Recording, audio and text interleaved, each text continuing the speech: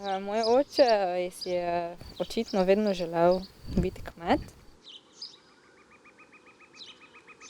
Nekega dne nas je pripeljal sem pa rekel, to je naša kmetija. Tako se je začela naša zgodba, no.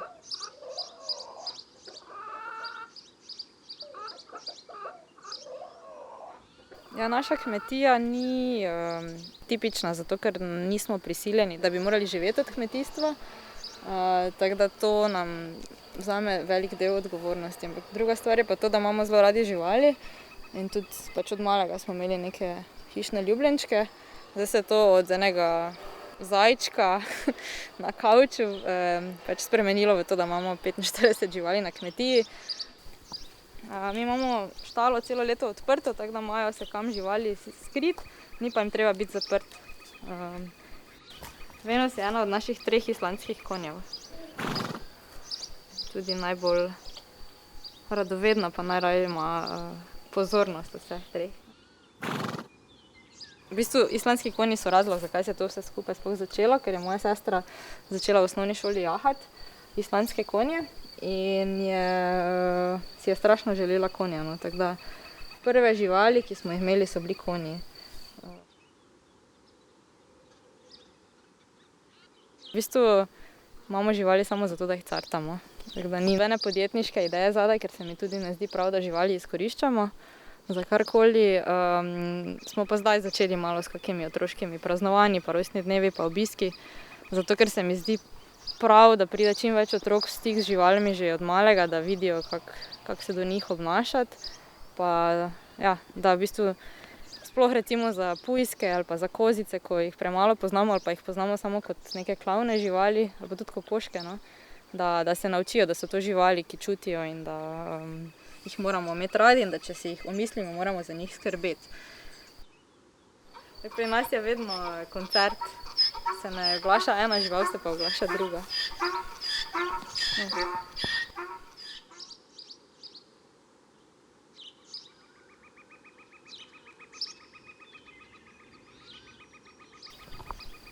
Nodi se rad ljubčka. Nodi je naša lama, gospod varnostnik tudi po domače, ker je edini fant med lamami in alpakami in mora vse čuvati. Tako da vsakič, ko pridemo s kom na obisk, pride najprej on pogledat, da vidi, če nas lahko sploh naprej spusti. Drugače pa vedno, ko pridejo otroci, prvo vprašanje je, če lame ali pa alpake pluvajo. In zdaj odgovor načeloma bi bil ja, ampak pluvajo samo takrat, ko se skregajo med seboj ali pa ko so zelo, zelo jezne. Tako da mene alpake pa lame so me popluvale samo enkrat ali dvakrat, ko smo jim morali kremplje rezati oziroma parklje.